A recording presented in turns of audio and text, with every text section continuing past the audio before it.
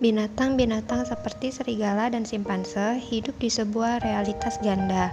Di satu sisi, mereka mengenal entitas objek di luar mereka, seperti pohon, batu, dan sungai. Di sisi lain, mereka menyadari pengalaman subjektif dalam diri mereka, seperti takut, senang, dan hasrat. Sebaliknya, sapiens hidup dalam 3 lapis realitas. Selain pepohonan, sungai, takut, dan hasrat, dunia sapiens juga berisi cerita tentang uang, Tuhan, negara, dan korporasi. Karena teknologi-teknologi baru abad ke-21 kemungkinan menjadikan fiksi semacam itu semakin kuat. Untuk memahami masa depan kita perlu memahami bagaimana cerita-cerita tentang Kristus, Prancis, dan Apple mendapatkan begitu banyak kekuatan. Manusia berpikir bahwa mereka membuat sejarah, tetapi sejarah sesungguhnya berkisar pada jaringan-jaringan cerita tersebut.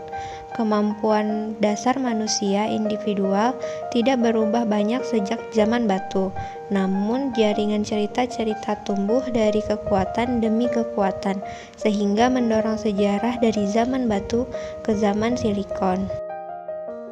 Revolusi agrikultur yang dimulai sekitar 12.000 tahun lalu memberi bahan dasar yang diperlukan untuk membesar dan memperkuat jejaring intersubjektif. Pertanian memungkinkan untuk menghidupi ribuan orang dalam kota-kota padat dan ribuan tentara dalam angkatan perang yang disiplin.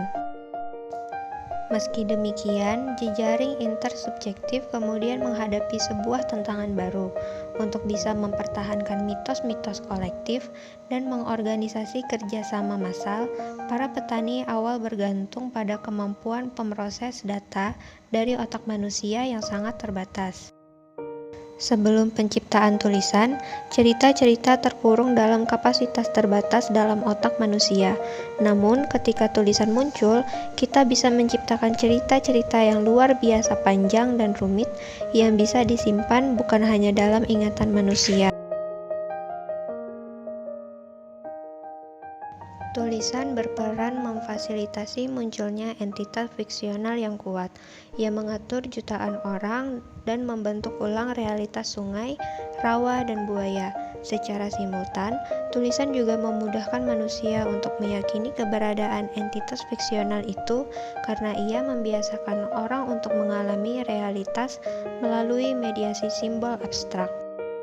Bahasa tulis bisa saja digambarkan sebagai cara sederhana menjelaskan realitas, tetapi perlahan-lahan ia menjadi cara yang dahsyat untuk membentuk ulang realitas. Ketika laporan resmi bertabrakan dengan realitas objektif, sering realitas yang harus mengalah. Sistem pendidikan modern kita memberi banyak contoh lain realitas yang tunduk pada catatan tertulis, tetapi sistem pendidikan massal abad industri lah yang mulai menggunakan nilai-nilai angka secara regular.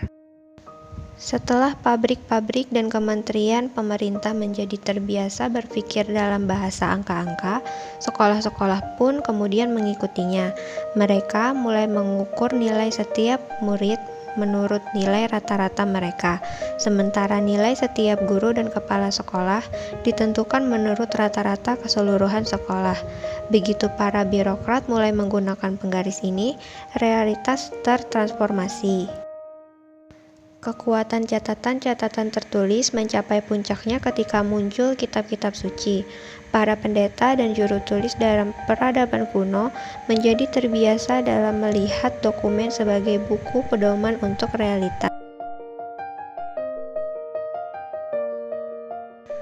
Jaringan kerjasama manusia biasanya menilai diri mereka sendiri dengan alat ukur yang mereka ciptakan sendiri, dan tidak mengherankan, mereka sering memberi angka tinggi untuk mereka sendiri. Secara khusus, jaringan manusia yang dibangun atas nama entitas imajiner seperti Tuhan, negara, dan korporasi biasanya menilai sukses mereka dari sudut pandang entitas imajinernya. Sebuah agama berhasil jika mengikuti perintah Tuhan seutuhnya. Sebuah negara berjaya bila ia meninggikan kepentingan nasional, dan sebuah korporasi makmur jika menghasilkan banyak uang.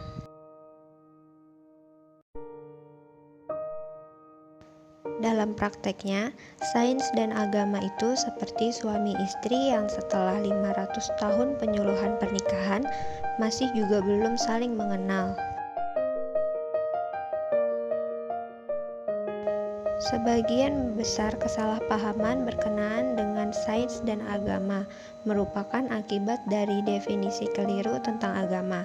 Agama tak bisa disamakan dengan tahayul karena sebagian orang tak mungkin menyebut keyakinan yang mereka sayangi itu adalah tahayul. Bagi mereka yang percaya pada hantu, arwah, dan peri-peri, makhluk-makhluk ini tidak supranatural. Mereka semua adalah bagian integral dari alam, seperti halnya landak, kalajengking, dan kuman-kuman. Para dokter menyalahkan penyakit pada kuman yang tidak terlihat. Para pendeta voodoo menyalahkan penyakit pada arwah yang tidak terlihat. Menyamakan agama dengan kepercayaan terhadap kekuatan supranatural sama artinya dengan Anda bisa memahami semua fenomena alam yang sudah diketahui tanpa agama, yang hanya merupakan suplemen opsional. Namun, sebagian besar agama menyatakan bahwa Anda tidak akan memahami dunia tanpanya.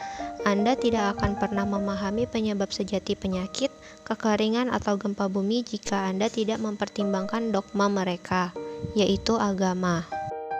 Agama menegaskan bahwa manusia tunduk pada sebuah sistem hukum moral yang tidak kita ciptakan dan yang tidak bisa kita ubah.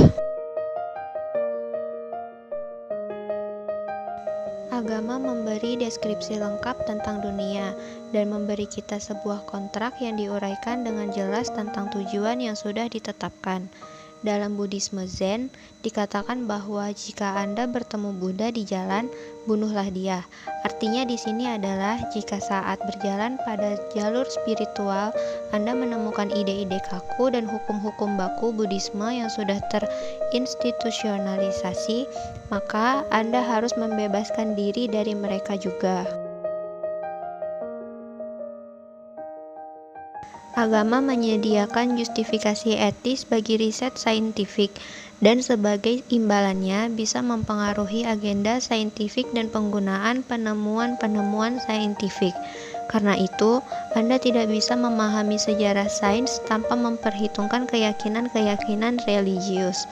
Sains jarang menekuni fakta ini, tetapi revolusi saintifik sendiri bermula di salah satu masyarakat yang paling dogmatik, intoleran, dan religius dalam sejarah.